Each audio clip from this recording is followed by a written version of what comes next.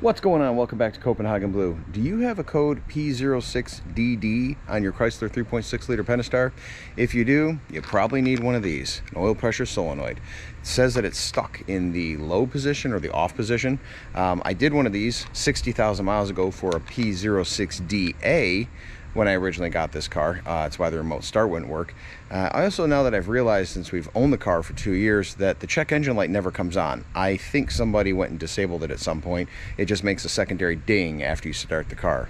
But in any case, today we're going to replace this guy, and we're going to do it the kind of cheat way. We're not dropping the entire oil pan, we're just going through the bottom. So let's get started. So first thing we want to do is we want to get our vehicle on some jack stands. We want to get our oil pan accessible right here, so we have plenty of room to get under it, because we need to get to our oil pump, which is right in here. And there's actually going to be a special socket that we use. It's like a 10mm shorty swivel that we need to get to some of the bolts so we can drop our oil pump down. Now we're going to want to take off the right front wheel. We need to remove some of this plastic stuff here so that we have access to everything. So let's get that taken care of real quick.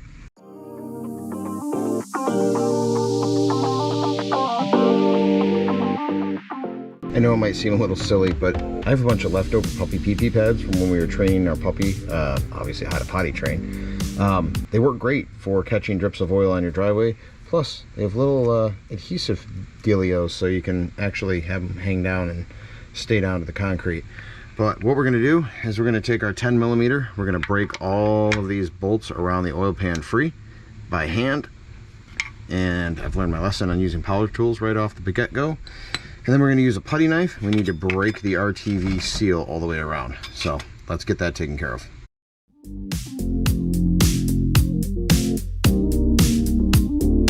Have all of our bolts undone. I did leave, there's 2 nuts, one on each corner. I left those just so when the pan drops, it doesn't fall all the way down to the ground.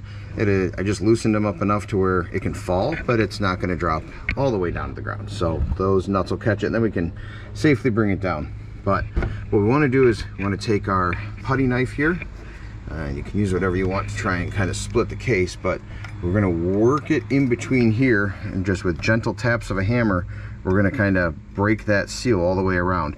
If you have factory triple seal from Chrysler, it can be pretty tough stuff, but this is I think it's a gasket maker RTV, so I'm hoping it's not as strong as the original Chrysler stuff, but we'll find out here in a second. All right, there we go. Kind of tapped on the edge of the pan here. I'll have to probably flatten that back up, but I was able to get just enough of a gap here to get in. And now hopefully with some light tapping we'll be able to break that seal.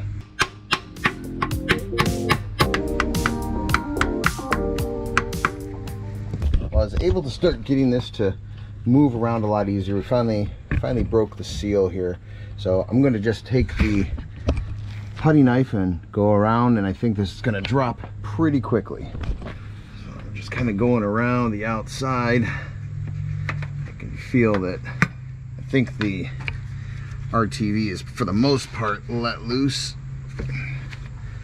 on at least the back side there. Let's see if we can come around the front. Now that the pressure is off of it, I think, yeah. See, now I'm able to kind of just work my way around. We have the one nut there. I have the other nut here. I'm gonna try and see if we can gently bring this down. Just kind of break the rest of the seal, and there we go. All right, so cool beans. And be careful, there's gonna be oil in your pan itself, and it's going to drip, which is why we put down the puppy pad.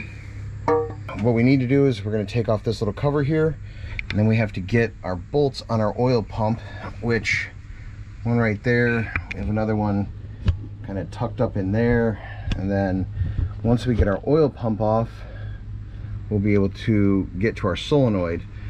But the only other thing is our plug goes through the back side of the motor, and it's back up there. It's a pain in the butt to get to, so we'll have to kind of fiddle around with that. We have something not so good. We have some metal shavings in the oil pan, and I'm not sure if those are from the camshaft. If we have a bad rocker, I'm assuming, so it's probably grinding into the camshaft. I really hope that's the case.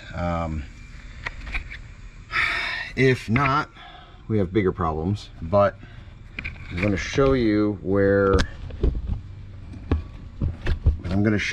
that plug is that comes out from the passenger side wheel well. Back here, it's kind of up, but it's behind the tensioner right there. So here's your belt tensioner, and right behind it is that plug.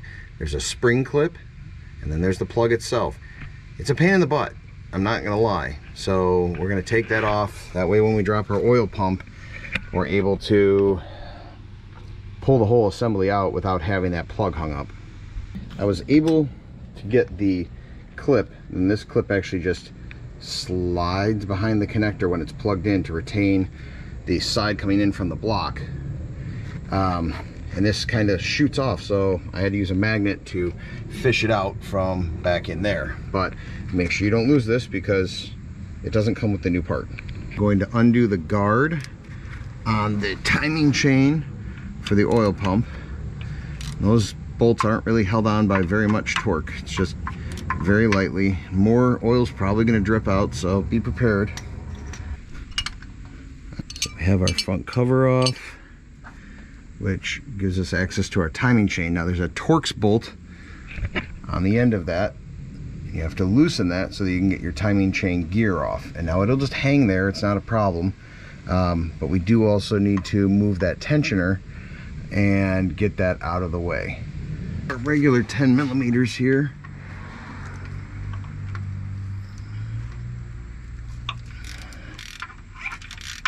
And now the hard part is the two that are up inside the block in there. This is where you need this special shorty swivel socket that allows you to get up in there and get a hold of that 10 millimeter and just break it free so we can bring it down. Not a bad idea to have a magnet so that as it comes down, you can get a hold of it. We have our first bolt out of our oil pump. We have our other ones that obviously if they drop down, it's not too big of a deal because they're going to come straight down.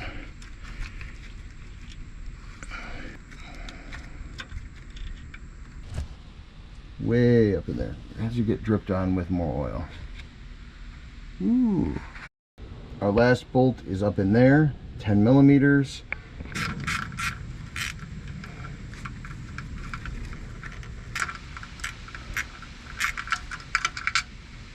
Alright, we have our last bolt out from the oil pump itself. So I took the tension off by flipping the spring, so that took the tension off the tensioner there. Now we have to get the chain, but I don't think there's enough room to get the slack to get the oil pump out. But we're going to play with it.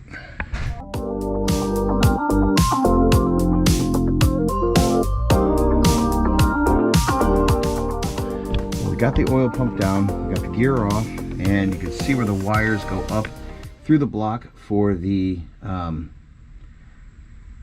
oil pressure solenoid. So we need to get that connector out, and then we can take the whole pump down.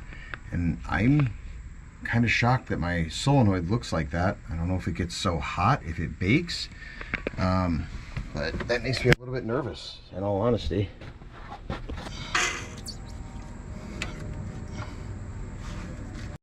Alright, well, it's going to be a little bit of a fight. I took off the tensioner as a 15 millimeter bolt after I released the belt tension, and I think what I'm going to do is I'm going to pull the clip on the solenoid so that way the pump isn't dangling, and then we can wrestle with that.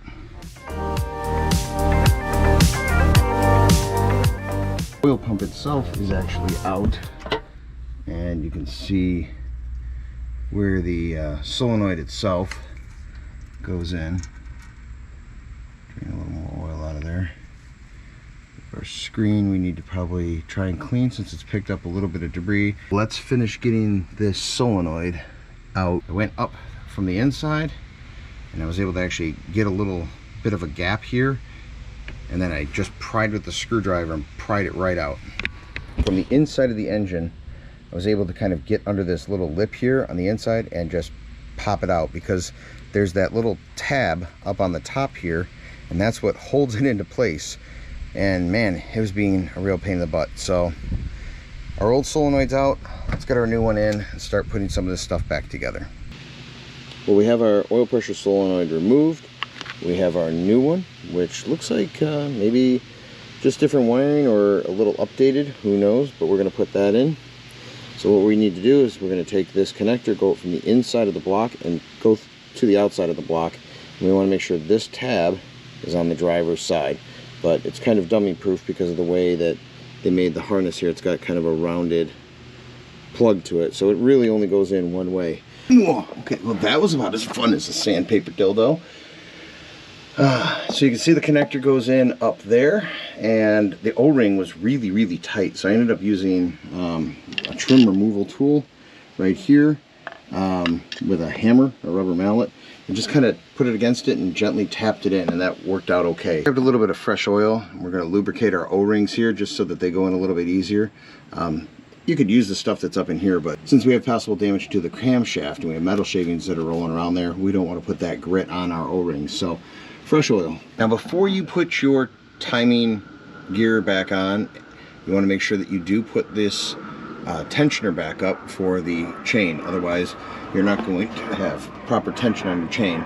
But it goes on, it puts the tension on, and then you actually just kind of flip that metal piece right back over, and that'll put the proper tension on your chain. Make sure that everything is good up top. And then we're going to torque our oil pump bolts to 106 inch-pounds. We're going to torque this to 18 foot-pounds.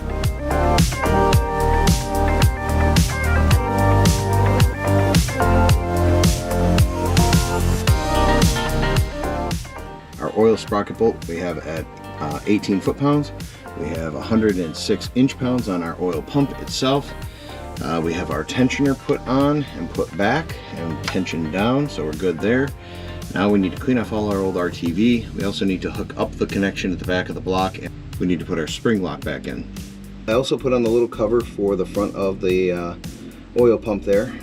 If you remove your serpentine belt tensioner, it's pretty easy, I mean relatively easy, to get your hand kind of back here like this. You can line up and put that. You can put the little spring retainer for the connector, and it goes on this way. You can kind of line it up, and then, you know, if you have some magic fingers, they can just kind of push it into place. And then the connector goes right on right there, just past the tensioner. So looks like we're in business. We're going to clean up the oil pan and the bottom of the engine so we can seal everything back up. All right, well, we have our oil pan all cleaned up. We have the bottom of the engine all cleaned up, and like I said, we have everything torqued down to spec. I cleaned off as much of the gasket material as I could. We're going to clean off a little bit more if we can. It said to use a rubbing alcohol. I used brake cleaner, but everything's torqued down. We have torqued down oil pump bolts. We have the gear. We have our connector in the back put back through. We have our timing chain, or I should say our oil pump chain, connected. So everything should be good to go. Well, on a positive note, we got rid of our check engine light for the P06DD, but we still have some type of knocking when I start it. I mean, it's not what it was before. It would sit and just do it at idle. So I don't know, maybe it'll get better, but I have a feeling I need to replace all the rockers and lifters. I was in the hopes that I was trying to get rid of the knocking sound. It's not doing it at idle like it was. It's certainly not as loud, but the code is cleared. P06DD is gone, which is good. But maybe it's just the lifters need to pump back up. I don't know.